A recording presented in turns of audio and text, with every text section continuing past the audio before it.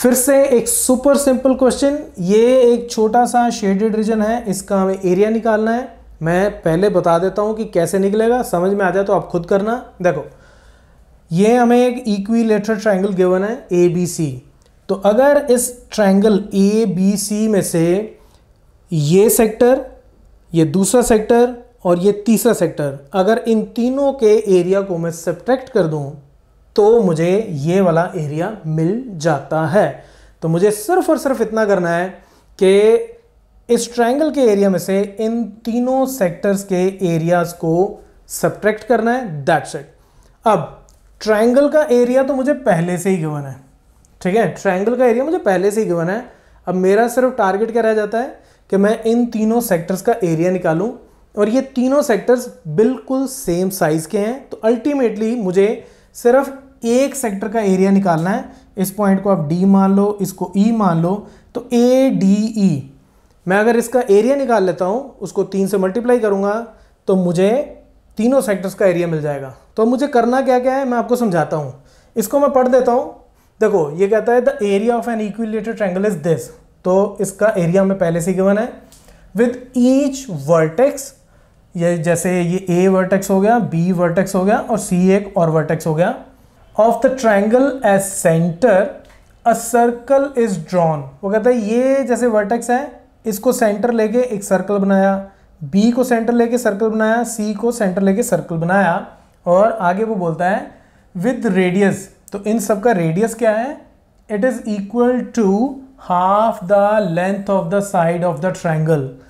वो कह रहा है कि ये जो जैसे इसका ये रेडियस हो गया, ये इतना रेडियस हो गया, जो ये BC का हाफ है, ठीक है। इसी तरह से ये इसका रेडियस हो गया AD, ये AB का हाफ है। इसी तरह से ये CE जो है, ये CE जो है वो क्या है, वो AC का हाफ है। तो कहने का मतलब क्या है, ये तो इक्विलेटरल ट्रायंगल है, तो इक्विलेटरल ट्रायंगल की तीनों साइड्स बराबर लेंथ की होंगी, तो उन तीनों साइड्स का जो हाफ है वो भी इक्वल होगा। तो इसका मतलब जितना इसका रेडियस है, इसके रेडियस को अगर r बोल दूं तो इसका रेडियस भी r हो जाएगा और इसका रेडियस भी r हो जाएगा, और वो इक्विलेटरल ट्रायंगल की साइड का हाफ होगा। ये हमें पहले ही गिवन है, ठीक है, ये बात समझ में आ गई। अब ये एंगल भी 60 डिग्री, ये एंगल भी 60 डिग्री, ये एंगल भी 60 डिग्री, क्योंकि ये क्या है, इक्विलेटरल ट्रायंगल। तो इसका मतलब ये जो 3 सेक्टर्स आए, एक ये एक ये एक ये, इन तीनों का सेंटर पे बनने वाला एंगल वो बराबर, तीनों का रेडियस वो बराबर। तो इसका मतलब इन तीनों सेक्टर्स का एरिया जो है वो भी बराबर होगा। तो इसलिए मैं सिर्फ एक ही सेक्टर का एरिया निकालूंगा और उसको 3 से मल्टीप्लाई कर दूंगा। तो अब इवेंचुअली मुझे करना क्या क्या है, देखो सबसे पहले मुझे ट्रायंगल की साइड, इसकी लेंथ कितनी है ये नहीं मुझे पता, एरिया गिवन है। तो अब एरिया को यूज करके सबसे पहले मैं इसकी जो साइड है वो निकालूंगा, वो मैं बताता हूं कैसे निकलेगा।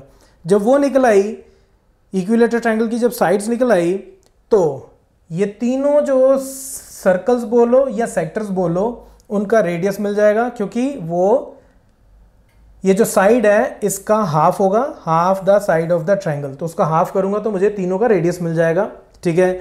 उसके बाद मैं तीनों सेक्टर्स का एरिया निकालूंगा, एक का एरिया निकाल के उसको 3 से मल्टीप्लाई कर दूंगा, और उसके बाद मुझे क्या करना है, एरिया ऑफ ट्रायंगल वो मुझे पहले से ही गिवन है, एरिया ऑफ 3 सेक्टर्स वो मैंने यहाँ निकाला होगा। तो ट्रायंगल के एरिया में से मैं इन तीनों सेक्टर्स के एरिया को माइनस कर दूंगा, तो मुझे मेरा रिक्वायर्ड रीजन का एरिया मिल जाएगा।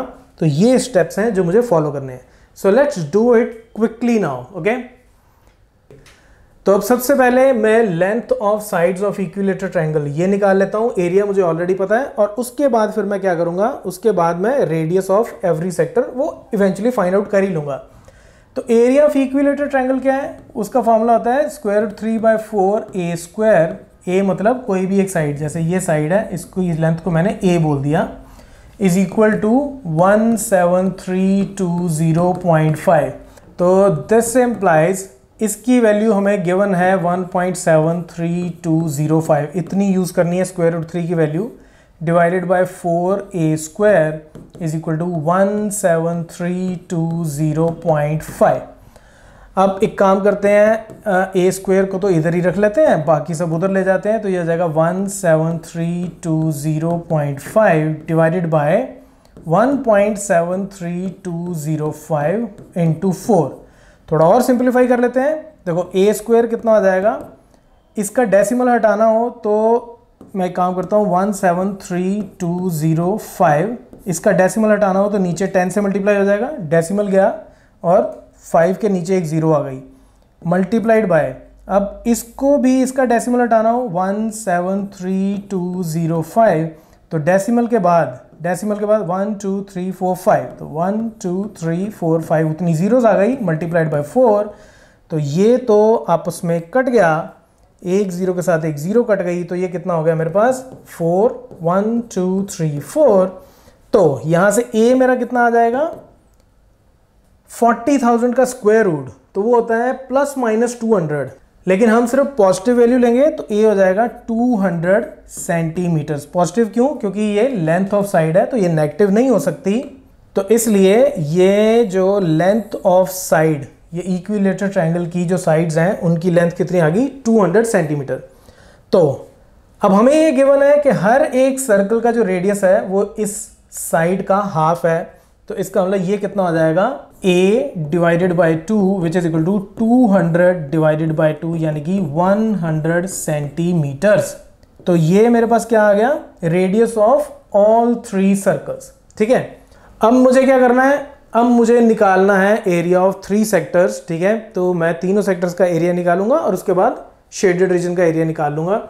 अब तीनों सेक्टर का एरिया वो क्या हो जाएगा 3 इंटू एरिया ऑफ से सेक्टर ADE, इसको मैंने D बोला था इस पॉइंट को और इसको E बोला था।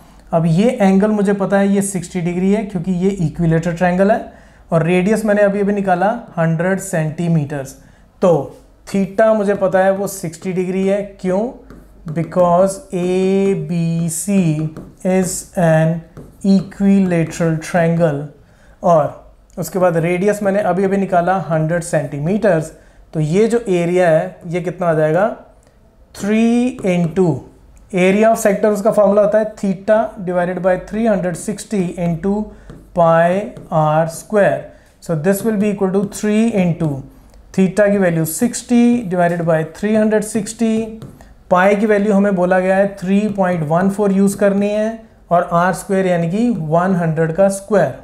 तो अब ये मैं यहाँ काटता हूँ, ये हो जाएगा 6, तो ये 3 इंटू 2, तो 2 यहाँ कटा तो ये हो जाएगा 1.57, तो एरिया कितना आ जाएगा तीनों सेक्टर्स का, इसको सॉल्व करोगे तो ये आ जाएगा 15700 इतने सेंटीमीटर स्क्वायर। तो ये तीनों सेक्टर्स का एरिया आ गया। अब एरिया ऑफ ट्रायंगल हमें ऑलरेडी कितना गिवन था 17320.5, इसमें से मैं तीनों सेक्टर्स का एरिया 15700 इसको सब्ट्रैक्ट कर देता हूं और मेरा आंसर आ जाएगा 1620.5 इतने centimetre square is the answer. तो फिर से वैसा ही बड़ा सिंपल सा क्वेश्चन है, बेसिक शेप्स गिवन है, उन्हीं का एरिया निकालना है, एक दूसरे में से सब्ट्रैक्ट करना है, and that's it, right? So now if you like this tutorial, then it's time to share it with your classmates and your friends only if you like. So that's it from this tutorial. Keep watching Math Mafia.